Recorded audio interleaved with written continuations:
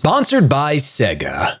What's going on, Shady people? Shady Penguinn here, welcoming you to a brand new video. Today, I'm going to be talking to you guys about one of the newest titles to be released on the Nintendo Switch, Shining Resonance by SEGA. This is a beautiful JRPG that has a familiar and welcoming atmosphere, all while introducing interesting characters that leave you wanting to know more and more about them with each gaming session. Oh, and did I mention dragons? Tons of massive dragons! The story starts off with the player in control of Sonia Blanche, a strong and tenacious princess who is on a rescue mission behind enemy lines. Her target of rescue? Enter Yuma Ilvern, a young man with great power, but is extremely hesitant to use it. As the prologue continues, you learn that Yuma has a dragon soul inside of him, which makes for some incredible interactions, showcasing the struggle of devastating power and some moral code that is holding Yuma back from using this dragon ability confidently. And where there are dragons, there must be those who can control said beasts.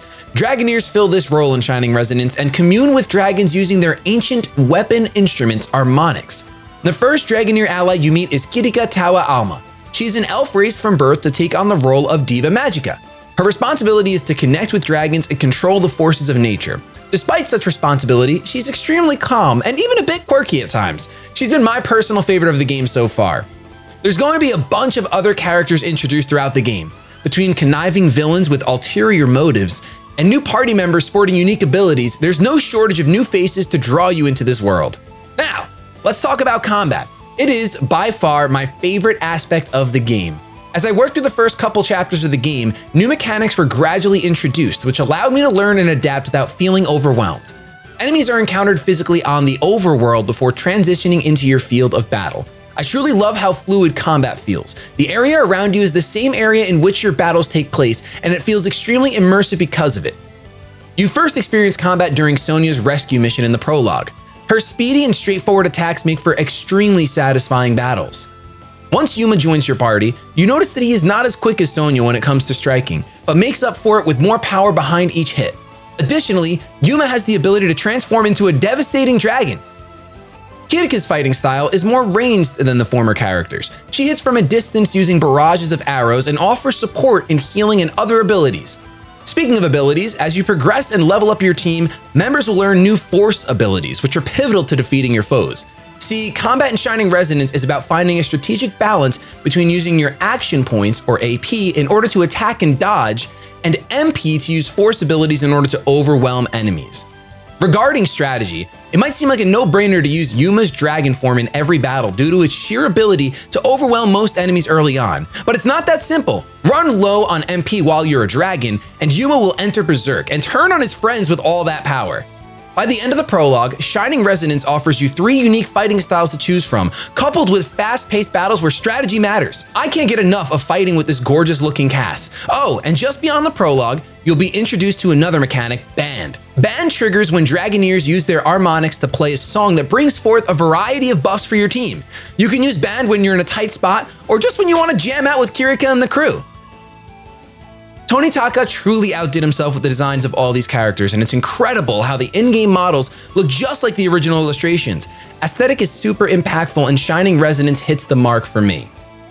While I don't want to give too much away regarding the story, I do want to give you a taste of where Yuma and his group are headed. When Sonia rescued Yuma, he was being held captive by the Empire, an oppressive force that rules over the fed-up kingdom of Astoria. It seems like the dragon inside of Yuma holds the power to end this war, and with the Princess of Astoria being the one who rescued him from captivity, it seems as though Yuma may be convinced to fight for Astoria's cause. Shining Resonance is jam-packed with really cool features that make each moment in the game feel important. From building bonds with characters of your choice that affect conversation and combat, to weapon upgrades that allow you to customize your character's battle strengths, this game is sure to keep any JRPG fan coming back for dozens of hours. Not to mention there's Refrain mode for your second playthrough of the game, which is highly advised after playing through original mode. If you're a fan of strategic, fast-paced combat, lovable characters whose relationships blossom as you progress through the game, or even just massive dragons, Shining Resonance by SEGA just might have to be your next purchase on your favorite place to game. After all, Shining Resonance is available on the Nintendo Switch, PS4, Xbox One, and PC. I want to thank SEGA for sponsoring this video and supporting our channel, and of course for introducing me to Shining Resonance. I've had a ton of fun in the hours I've logged so far, and I can't wait to see where the feud between the Empire and the Kingdom of Astoria ends up. With that though, I also want to thank you so much for watching this video. If you did enjoy, be sure to let me know in the comments down below, are you gonna pick up this game? Are you gonna pick up Shining Resonance? And let me know where you're gonna be playing it. And if it's not too much, come back to this video and let me know who your favorite character is. Like I said, Kiriko kind of holds a special place in my heart right now. We'll see where that goes as I keep on playing. With that though, I'm gonna get the hashtag out of here. Have yourselves a fantastic day, but above all else, keep it shady.